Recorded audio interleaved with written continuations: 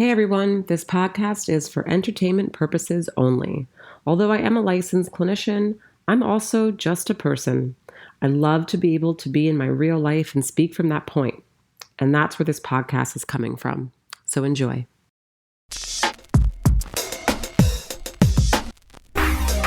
Searching for truth, looking for answers. There must be a way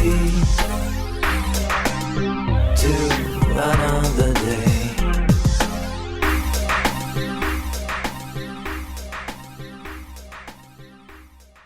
Hey guys, it's Aaliyah here with... This is Joe again. How are you guys doing? How you guys everybody's doing? well. I know. Hope everyone had a great week and is like winding down their week feeling like super accomplished and motivated and just like ready to get shit done. Yeah. I've actually been meditating every night. I meditate often, but I've been meditating every night for like the past 3 nights, and I've been working out. Not every day. I skipped yesterday, but prior to that, I had worked out 2-3 days in a row, and I worked out today. Huh. And you've been working out a lot as well. I work out 3 days a week. Mm-hmm.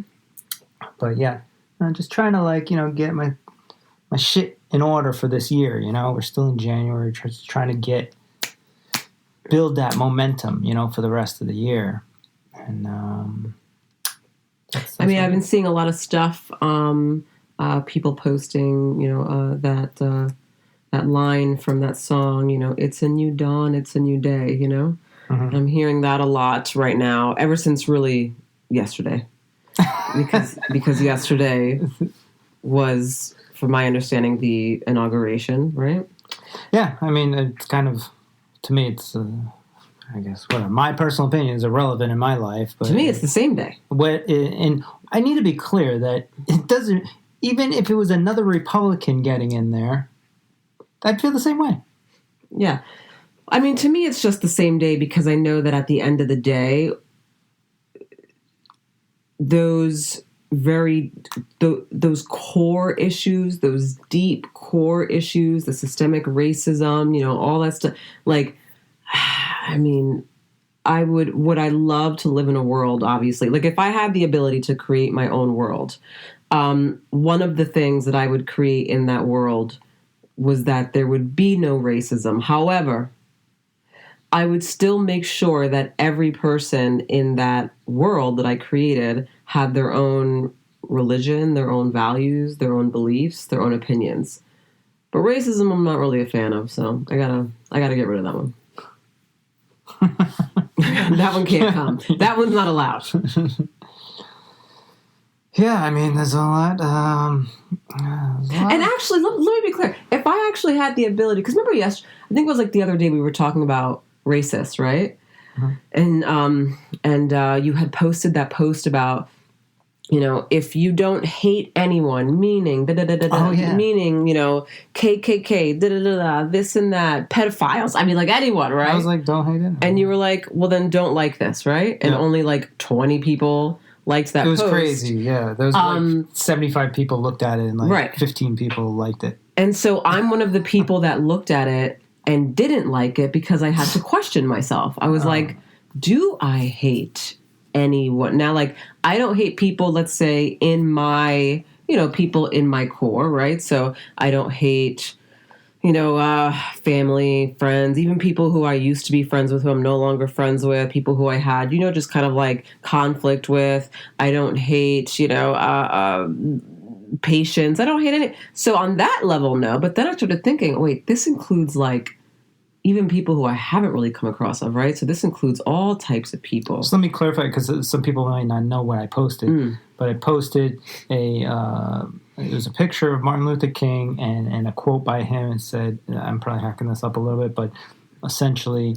you should probably read it. I feel like you should read it because it's a great quote, actually, by the Dr. Martin Luther King that we don't want to botch because we want to give him that credit. That is true. Hold on. Well, don't listen to that. I don't know what's going on there. Okay. It says, I have decided to stick with love. Hate is too great a burden to bear. So I posted that and I said, please don't like this. I mean, only like this if you don't hate anyone. And then I went through all the hashtags of like, this includes, KKK, black people, white people, Asian people, freaking Trump, Biden, whoever. I went through the whole list. And me personally, I can clearly say that I don't hate any of them. Everybody has different perspectives in the world, different ideas, different thoughts, and I don't hate anybody. And really, hate, I feel, is really a burden, like Martin Luther King said, on yourself. When you hate anybody or anything for whatever reasons, whether it's something they did to you or you just don't like the person for whatever, you're the one thinking about this all the time.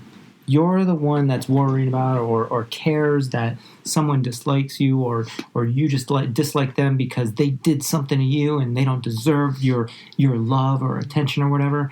And that other person is just living their life. They're not concerned with any of these thoughts you have. The word hate is on such a more intense, deeper level than just like not liking someone, right?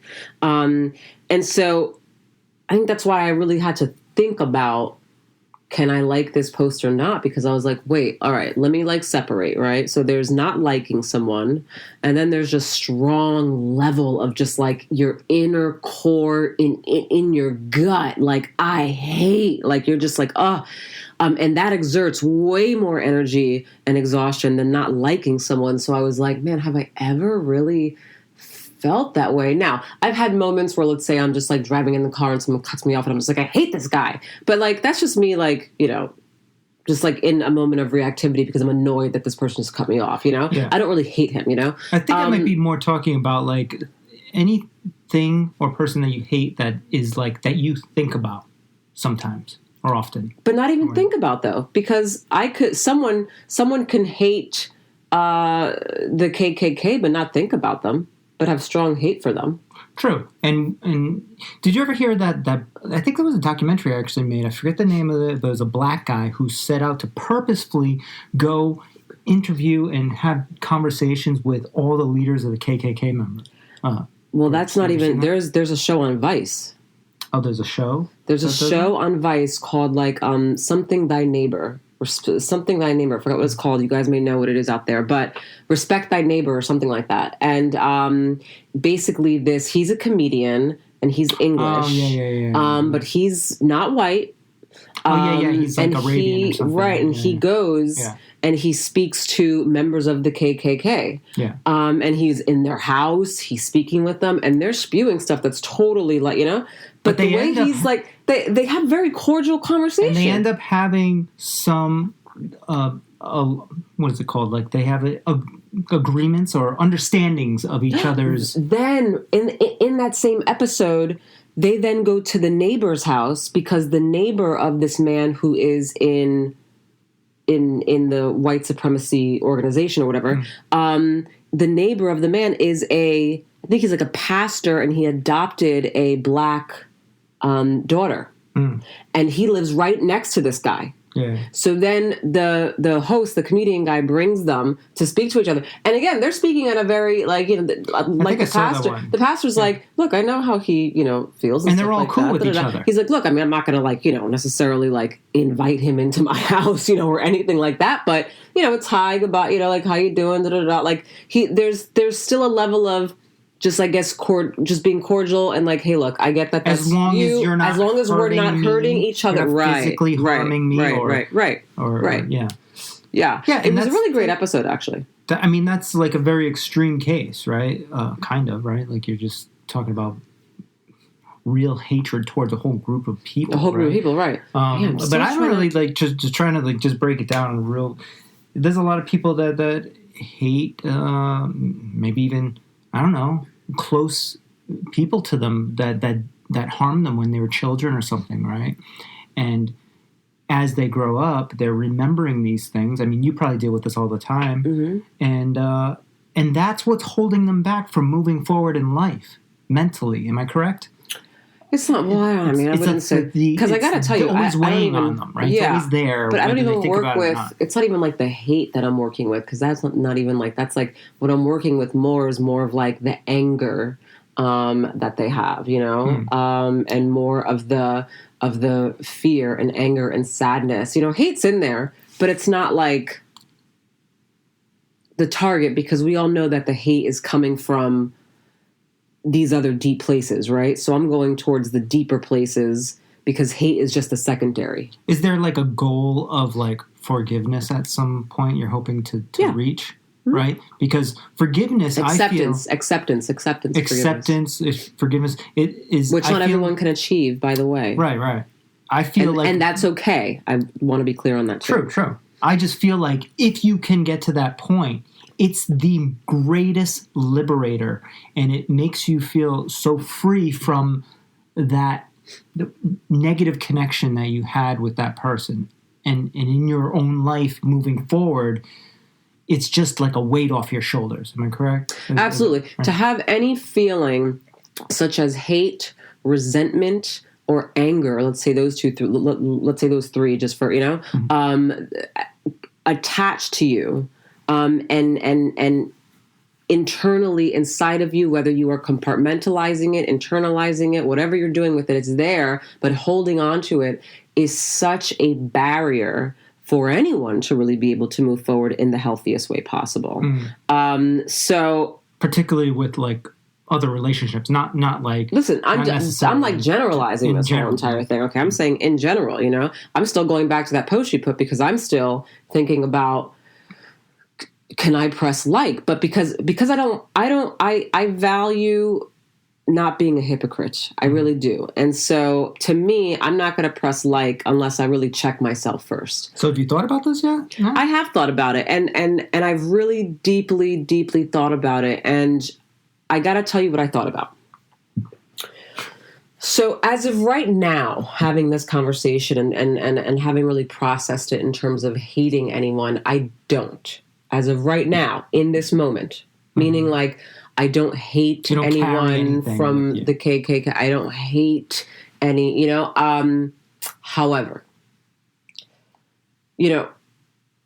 sometimes, most often these feelings pop up in a certain moment, meaning something has happened to it's a reaction to right? Current and situation. I think that most often when things happen directly to you, it can create a different type of situation, different type of feeling. So then I thought, let's say something did happen, God forbid or whatever, that anything did directly happen to me, my daughter, whomever, and it was some type of like a hate crime, bullying situation, something like that. I don't know how I would feel in that situation. I would like to say that I wouldn't hate the other individual, obviously. I would like to think that I would be exactly like, now, I don't know if you guys remembered this, but there was a case that went on a while, maybe about a year ago or such. It was the female Caucasian cop that shot and killed, I can't remember his name, but it was a young black man while he was in his home. And it was a neighbor, right? She lived in the same complex. Right, yeah. She went into his home, right? She thought it was hers. Okay, she claims that she thought it was hers. Okay, right. Anyway, she got sent to prison, and the brother of this young man who's dead went up and looked her in the face and absolutely had no hatred, and told her that. Yeah. And told her that. Yeah. He said, look, I have no hate towards you. This is all. And I had chills and tears watching that. That was amazing. That was probably amazing. That was probably one of the most amazing things I've ever seen on news ever. Amazing by far. And that should have been blasted out. Amazing by far. Listen, I mentioned that in all of my sessions when it definitely applies, because that is a incredible level of not even love, but of forgiveness, acceptance, moving forward. Like it's such a fast pace too. Like that was almost like it was like what less than a month after, right? It was, No, I mean this. Like I feel like that whole thing. It took a lot of time Well, even if from it the was time that within, he like- died, from the time that Yeah. he died until that trial. That there was a lot I of mean, time. even if that it was within like 6 months, that's pretty like quick for a brother whose brother died. Right? very, very wise. So that's what I was thinking about. Like I was reflecting on him, and I was like, man, I would love to.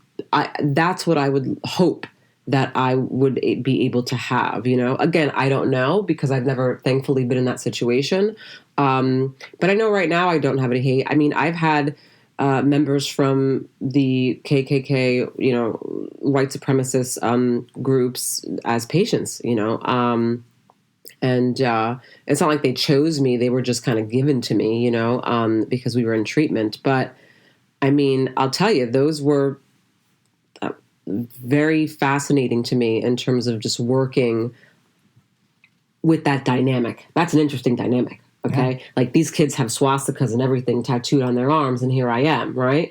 And what was cool was that we were able to break through, like, because I wasn't even acknowledging that, because that's not what we're here for. We were here for something else, you know? Right. So for me, I'm like, this isn't even to be acknowledged, And I think once they saw that, they were like, okay, I guess, like it doesn't really apply to the situation, and we were able to break through it, where really the patient was able to break through it. And it was such, I got to tell you, and definitely two people who I will never forget, because they left such an impact on me. I mean, I think I learned so much from these two individuals in terms of, clinically speaking, in terms of what they went through and how they were raised, and what happened if they didn't abide by what their household said.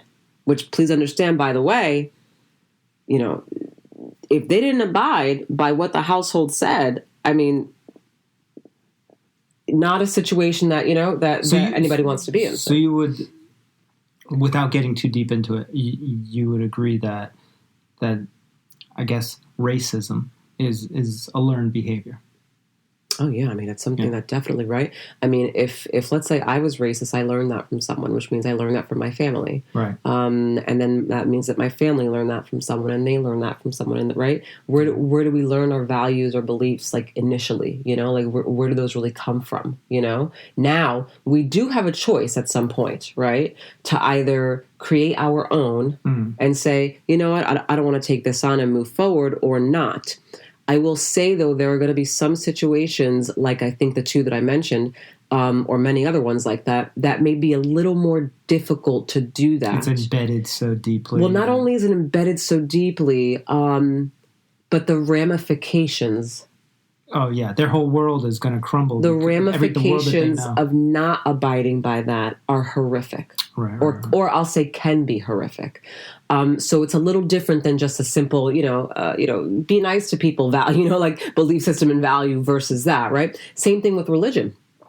Religion's another one where is heavily embedded, and can have a lot of outcome if you choose to go opposite of that with the family, in terms of family choosing to, not want to be. I mean, and then there's this religious guilt and shame, and oh my god. Yeah. So I mean, it gets so there's a lot of layers that obviously people don't take the time to really look at, because they're just looking at it for what it is. Yeah. And I think that, I mean, because I see it that way, I'm able to, I don't know if tolerate's the word, but I think just, if anything, just kind of look at it as, this is an unfortunate situation, just because these individuals know nothing other than this. And they don't know nothing other than this because of that, and because of this, and because of, Right. So if anything, I just feel what you know. Yeah, if anything, it's just a sad situation, really. In the car, we were talking, and I said to you, I don't hate racist people. And I said, but I may fear them. Remember that? Oh, yeah. Remember that?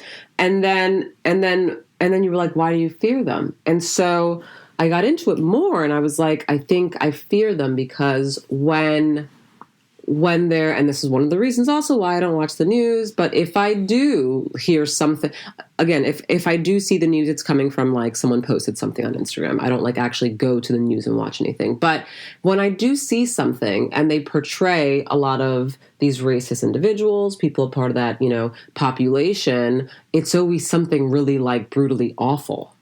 And so then it's almost like that gets in my head of like racist equals something very harmful, and like, someone's gonna like hurt you, in some way. Yeah. And so I think that's really what I fear. And then I got really like into it, and I was like, I don't fear all racist people. I think I was just like, I think it's the unknown, it's the uncertainty of what may happen in that situation. Yeah. Because not all racist people are harmful and hurtful to you. You're talking about like running into some racist guy on the streets and having to deal with that interaction. And having there be a possible altercation that could hurt me or my kid. I don't know. Right. But, I mean, I'm sure you could probably diffuse that situation very swiftly, verbally, because of your I would skills. Yeah, and, but I mean, still. I feel as though I could as well.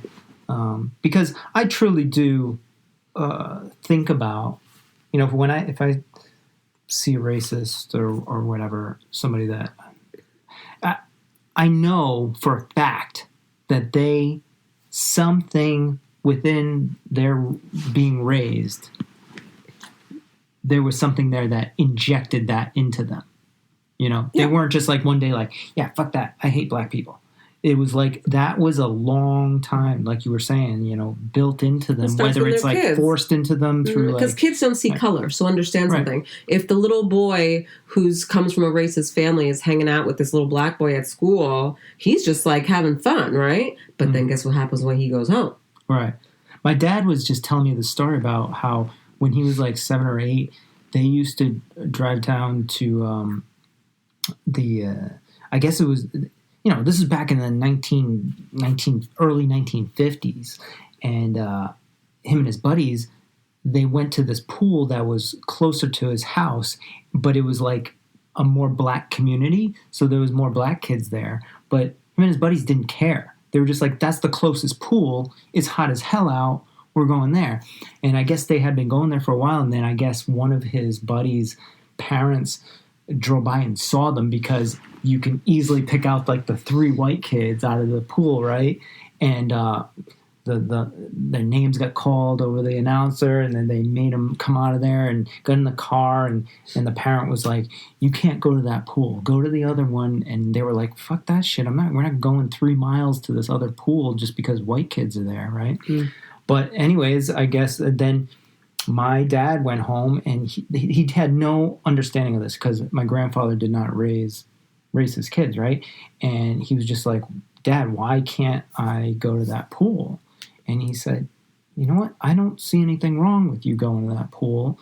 And, he understood. He kind of tried to explain to like a 7 or 8 year old, like why some parents might not want you to. But he was like, you can go to that pool whenever you want.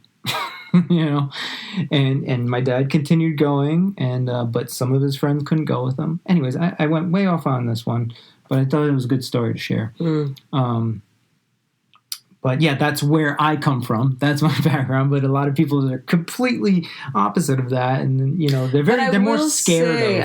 I will say, as I'm thinking about that story, as I hear you listening to it, I can see how. So. There are people in this world who, let's say, would say that they're not racist. And I think they would say that they're not racist because, let's say, they don't have any type of, hatred or negative feeling or whatever towards anyone from a minority, race. But, and then they'll say something like, yeah, like I have lots of Spanish friends and blah, blah, stuff like that. That right there says that you're actually racist. And the reason why... But they still contribute to that culture. The reason why, though, I want to get into this is because what your grandfather did... Now, again, he has no idea. He wasn't thinking this, right? But what your grandfather did is what I think a lot of white parents do. Okay. And you can correct me if I'm wrong because I'm not white, so I don't know. But I think what may be happening... I'm half white, by the way, for everybody that doesn't know. I think what may be happening is that what your grandfather did was he didn't make it a known thing, like it was an issue of anything, of any way, shape, or form, right? That, that like it wasn't okay, to hang out with a black person over. He was just like, do what you get, like go, it's not a big deal. But I'm not sure if what there was an education and a teaching about race and about why this is like that's a good opportunity to is that I think that a lot of parents don't get into it, and so what happens is that when their kids grow up, they grow up with a hint of, I'm going to refer to the racism more just as more ignorance, a hint of ignorance. And the ignorance, ignorance is what can set the tone for other people, especially today. And I say especially today because the world is very, very fragile, right? Perceiving you as racist, but you just today, don't. Perceiving it as racist. But it really is just simply that they're just ignorant to it. They just don't, they're not educated. They have no idea. And they can't even, let's say, ask to be educated or look because they don't see that there's even an issue. Right. Do you know what I'm saying? Right. Because they're just like, what? Like, I don't see color. I just, without really fully understanding all the pieces to it, which brings me to a book called White Fragility, which if you guys out there have not listened to, I'm still getting through it. But it's on audio and I just decided to hear it because I kind of wanted to hear what that perspective really was saying. It's written by just this. She's definitely white. She's a professor. I forgot what else she is, so I don't want to botch her credentials. But it actually really is interesting. So definitely check that out. Yeah. So going back to that, so I was just saying, like, I think, and it's the uncertainty, it's the unknown, which brings us then to what's going on today in terms of, I'm noticing people out there becoming very, very emotional and very intense with their emotions, I'll say, when they are hearing that someone has an opposite opinion of what they believe to be the right thing. Yeah. And that's getting... I mean, that's been going on for a long time. It's been going on for a long time, but I think it's happening even more so right now. I think during this whole Trump thing, it really, really, really, stepped it up a notch. And now with Trump being gone, Biden's in there now. And I feel like at any point, it seems like when someone makes a comment that... is just simply just a comment. It's not even a comment saying anything about Trump or saying anything about Biden. It's just kind of like, hey, look, this is just kind of, what I'm thinking regarding the situation in general, because of the Republican Party versus Democrat Party. And this is what I think. People immediately, I think, attach that to like a Trump thing. Well, they make you, it's like they want you to force you to put yourself in a box. In a certain box. You have to either be a Democrat or a Republican or we can't have any conversation. And if you're not, forget about it. And why is that? I said this the other day. Why is that? I don't know why. I said because of fear, so I'm bringing it all around. Yes. Because it scares the fear of people. The unknown. It scares people to know that you have not picked a side, because for you to be in the middle, for you to be so, I guess, quote unquote, wishy-washy and not picking a side means that you're too uncertain. There's too much unknown there, and the unknown scares people. Yeah, and you must be wrong because you don't know. The unknown scares people. So in their minds, I have to then put you into this specific box to make myself feel better. It makes me feel better putting you here. It literally explodes people's minds. Like for me to say, I don't like Trump or Biden. They're like, what? And you can hear the explosion go off. It's like, which is so wild to me because every single person that I have spoken to, and I've spoken to a lot of people, have said the same thing. There are a lot of people that agree with this. There are Democrats who I've spoken to who are like, I don't like either one, but guess what? I just have to choose the one that I thought was the best out of the two. Oh my God. And that's the worst. That's the worst cop out. So you're going to choose another person that you don't agree with. Like that's the person that you want to whatever change the world or whatever, but you don't fully agree with them.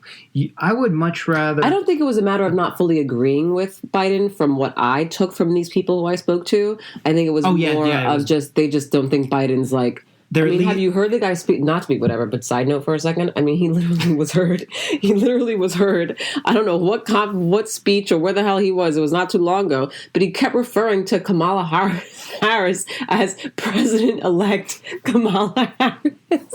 And they replayed it over and over again, and I was like, oh, this fucking. Well, for this current election, it was more about. I don't care if you put a fucking turtle in there, get Trump out. And everybody voted for the turtle, or Biden in this case, right? That was more the scenario here. Everybody just wanted Trump out. Okay, fine. But, like, why don't we try and put somebody in that's actually going to, like, do something? The thing, though, is that there was no other person. But there are. There was 1,212 I understand that there were, people, but there were no other people in the debate. At the end of the day, there were no other people. It was just those two. No other people that the media souped up so that people could understand their point of view. Of course not. But then I was thinking about it. Those libertarians and all the other people that are on there, right? Mm-hmm. I'm going to assume that the funding that they get in terms of money, not coming from the banks. Yeah, that's a huge problem too. No, is it not coming from the banks? Most likely not. Right. So most likely the two parties that are really getting money coming from the banks, corporations, are Democrats or Republicans. Democrats or Republicans. Right. Hence why we never see them, guys. And that's why they're the same. So there needs to be a billionaire, someone who's a wealthy person, who's into politics. That was Trump. That was Ross Perot. That was. Yeah, but who's not so much Trump, right? Who's not Trump. Yeah, these other people. But it needs to be other people who are not Trump, Goldwater, who have money, who can fund themselves and actually put themselves out there. Because Trump funded himself, did he? Yes. Ross Perot had more money than Trump, and he almost won. I mean, I don't really remember what Ross Perot stood for, but he was an outsider, right? That was a long time ago. What was that? Yeah, I mean, we've had close ones where like somebody has got in there, but a lot. All I'm saying is, if you're gonna be like, well, I don't like either of them, but I don't like this guy more than that guy. Well, then you might as well just go vote for the person that you really care about and really think should be the president. And even if he doesn't win, at least you fucking voted what you wanted, you know? And if more people did that, we wouldn't have this fuckery that we have. But whatever. That's my opinion. I mean, I think also because this is going to be a short one today, we have to end, but I do also want to clarify, like, you know, try and think about what the world would be if every person in the world had the same opinion, same belief system, same value as you. Same religion, same everything. Think about that for a second. Like, what would that really look like? And how would that be beneficial? Because, I mean, I know that in order for people to grow, there needs to be challenges in life. There needs to be stimulation. Opposition. There needs to be opposition. Like yin there and needs yang. to be there needs to be stuff that kind of gets you to even be able to learn something new and then implement what you learn moving forward. Okay? So if I was in a world where everybody thought like me and had my same opinion, I'd be fucking bored. Yeah. And everybody would be stagnant and nobody would be growing.